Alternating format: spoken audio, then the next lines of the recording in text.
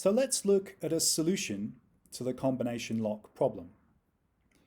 Similarly to how I introduced my example at the start of the session, we'll need to get the microbit to choose the number we're going to try and guess.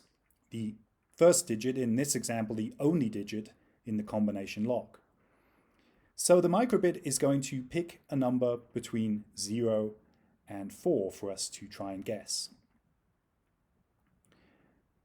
My variable lock1 will then be set as the microbit starts to this number.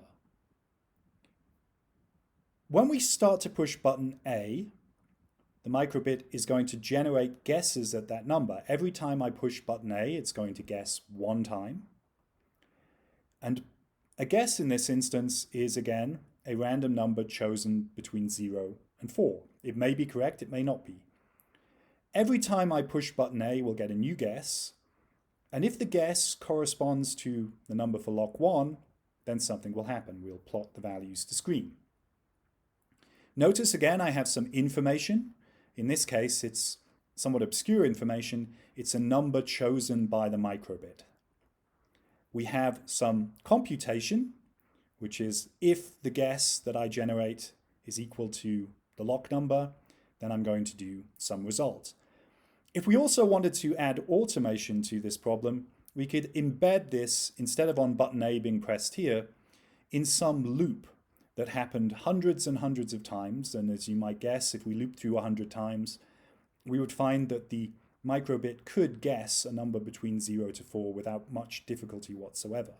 Of course, in real life, the numbers can be huge. You can think of PIN numbers for bank accounts, or the number you choose to put a lock on your phone or your computer, a password, and then you might have to guess many times. But in this problem, we won't automate the process. We'll just proceed pushing button A. So let's execute the problem and see what happens. Execute the program, sorry, and see what happens. So when I push button A, well, nothing happens. But that shouldn't be a big surprise, because results are only going to be displayed when I guess the right answer. It's not that nothing happened when I started the program. Some things happened. The microbit did pick a number between 0 and 4. And when I pushed the button, a guess was generated. It's just that nothing is going to be displayed unless the guess is correct. So let's try again and see how many times it takes me pushing button A to generate the correct answer. That seemed like quite a few times. I wasn't counting. I should have 5 or 6. Let's try again. Start, so the microbit's chosen a number. 1. I got it on the first guess that time. That will be rare. Try again. 1, 2, 3. Got it on the third that time. Try again. 1, 2, 3, 4, 5, 6, 7, 8, 9, 10, 11, 12, 13, 14, 15, 16, 17, 18, 18 times to get the number. So you've seen the sublime to the ridiculous in this example.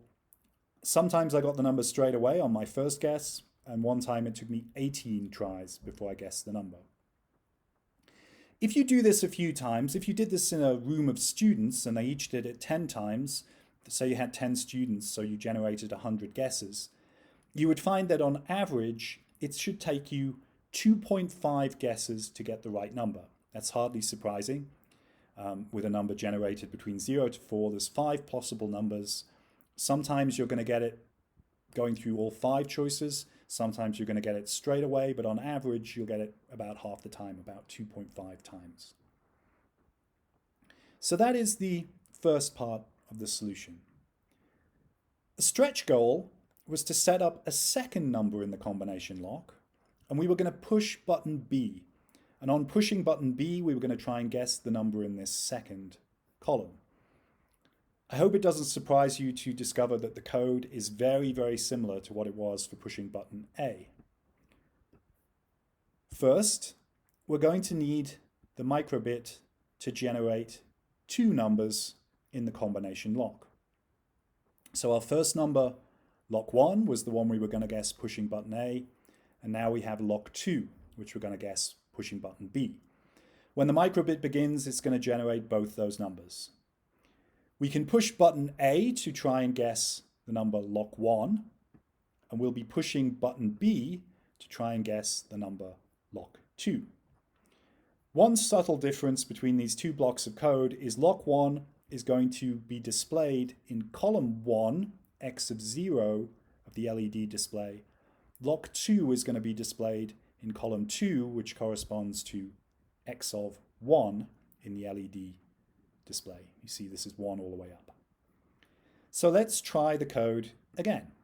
I'm going to play it. We can try and guess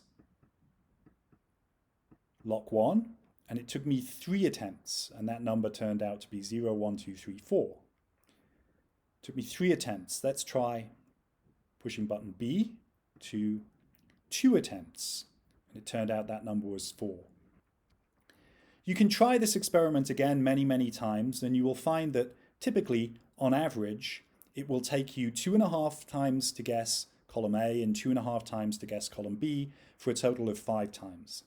So breaking the combination lock in this method, in this way, A first and then B second will take you on average 5 times to break the lock. Tomorrow, I'll illustrate the importance of the order in which you execute statements. Instead of breaking the first column, the first digit in the combination lock, and then the second, we will try and break them both together. And of course, the number of attempts it will take to guess the correct value will be different. So join me for tomorrow's session, and we will do a similar problem, but we will extend this to make it a little bit more complicated, and also to illustrate the point that control flow matters.